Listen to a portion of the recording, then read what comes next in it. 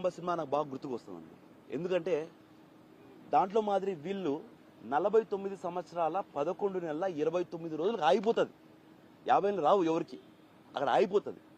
మళ్ళీ వచ్చే ఎలక్షన్లకు 2 నెలల ముందో 3 నెలల ముందో అప్పుడు వాళ్ళకి 50 ఏళ్ళు దాటుతుంది అనమాట. అప్పుడు కూటమి ప్రభుత్వం మళ్ళీ వచ్చి 2019 ముందు మాదిరి పసుపు కుంకుమ మాదిరి మళ్ళీ పెన్షన్లు ఇస్తున్నామని చెప్పి ఈసారి మళ్ళీ మేము గెలిస్తే 30 ఏళ్లకే పెన్షన్ ఇస్తామని చెప్పి ఒక అబద్ధమైన వాగ్దానం చేసేసి వాళ్ళతో పనులు చేయించుకొని చివరకు సభా సాక్షిగా మేము ఇవ్వడం లేదు, ఇంప్లిమెంటేషన్ టైం పడుతుంది,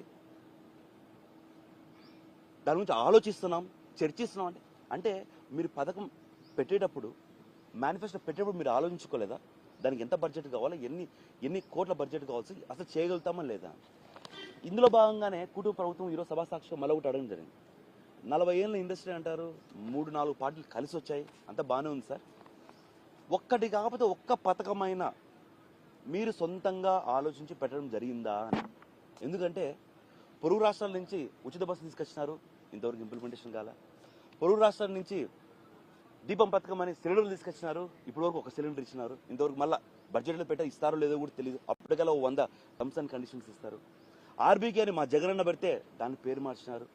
చేయూత అని పెడితే 50 ఏళ్ళ లోపల మళ్ళా పెన్షన్లు ఇస్తామని మళ్ళీ మా లెక్క మీ ఖాతాలో వేసుకున్నారు. అంటే వీళ్ళు ప్రజలకు ఏదైనా చేయాలా అనేసి ఒక ఆలోచన ఎప్పుడూ లేదు. ఎవరో చేస్తే వాళ్ళు తెచ్చుకొని పేరు మార్చుకోవడం, ఇక్కడ పెట్టుకోవడం, అంతవరకైనా బాగానే ఉంది. కనీసం అదన్నా ఇంప్లిమెంటేషన్ చేస్తారా అంటే తెచ్చుకొని పేరు పెట్టుకొని ఇది చేస్తామని చెప్పడం, ఓట్లు వేయించుకొని గెలిచడం, దాని తర్వాత కూర్చోవడం, అంతకు మించి ఇది ఇంప్లిమెంటేషన్ ఏం జరగట్లేదు. కాబట్టి ప్రతి ఒక్క ఎస్సీ అక్కకు అన్నకు, ఒక బీసీ అన్నకు అక్కకు చెల్లెలకు, ఒక ఎస్టీ అక్కకు అన్నకు చెల్లెలకు, ఒక మైనారిటీ అన్నకు అక్కకు చెల్లెలకు మళ్ళీ తెలియడం ఏంటంటే మనకందరికి అండ మన జగనన్నే. జగనన్న ఒక్కడే చెప్పింది చేసినాడు, చేసేది ఎప్పుడు చెప్తాడు. కాబట్టి మనమందరము కలిసికట్టుగా మన జగనన్న నిలబడాలి. ఎందుకంటే ముఖ్యంగా బీసీల గురించి ఎందుకు మాట్లాడుతున్నానంటే నేను ఒక బీసీని కాబట్టి బీసీలకు ఈరోజు చట్టసభల్లో సభా సాక్షిగా ఎంత అన్యాయం జరుగుతుందో నాకు తెలుస్తుంది. కాబట్టి బీసీల తరఫున నేను ఎంత ఫైట్ చేస్తున్నా నాకు తెలుస్తుంది. కాబట్టి మనం బీసీలు ఎదగాలంటే జగనన్న మళ్ళీ రావాలి, మనమందరం కలిసి పనిచేయాలనేసి మనస్ఫూర్తిగా కోరుకోవడం జరుగుతుంది. పాత్రికా మిత్రులందరికీ కూడా నమస్కారం. ఈరోజు అసెంబ్లీలో వైఎస్ఆర్సీపీ పార్టీ తరఫున ఇదే కుటుంబ ప్రభుత్వానికి సూపర్ 6 హామీలు ఏవైతే మీరు ఇచ్చారో ఆ హామీలు ఇప్పటి వరకు ఏ మేరకు ఇంప్లిమెంట్ చేశారు, ఎంత ఖర్చు అయింది అని ఒక క్వశ్చన్ అడగడం జరిగింది. ఆ క్వశ్చన్కి అక్కడ ఉండేటటువంటి మంత్రి గారు ఇచ్చినటువంటి సమాధానం, ఇప్పటి వరకు దీపం 2, తర్వాత అన్నదాత సుఖీభవ అండ్ తల్లికి వందనం అనేటటువంటి కార్యక్రమాలు ఇంప్లిమెంట్ చేస్తూ ఉన్నాము. దానికి 2024-25కి సంబంధించి 2600 కోట్లు, అంతకుముందు సంవత్సరం అంటే ఈ గత ఫైనాన్షియల్ ఇయర్లో 895 కోట్లు ఖర్చు పెట్టినామని ఇస్తూ, అదే క్వశ్చన్కి మళ్ళా అన్నదాత సుఖీభావకు 6300 కోట్లు కానీ, తల్లికి వందనం కింద 4700 కోట్లు కానీ ఈ ఫైనాన్షియల్ ఇయర్లో ఇంప్లిమెంట్ చేయబోతాము అనేటటువంటి మాట వీళ్ళు ఇచ్చినటువంటి రిప్లైలో ఉంది.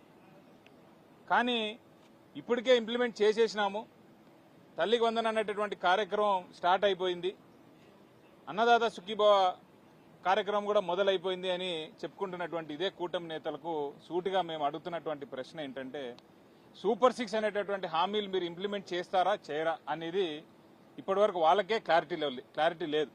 ఎందుకంటే ఇంతకుముందు పెన్షన్స్ మీద మాట్లాడిన విధంగా ఎన్ని పెన్షన్లు ఉన్నాయి, ఎన్ని పెన్షన్లు ఇద్దామనుకుంటున్నారు అని అడిగితే ఒక్కొక్కసారి ఒక్కొక్క రకమైనటువంటి సమాధానం ఇవ్వడం.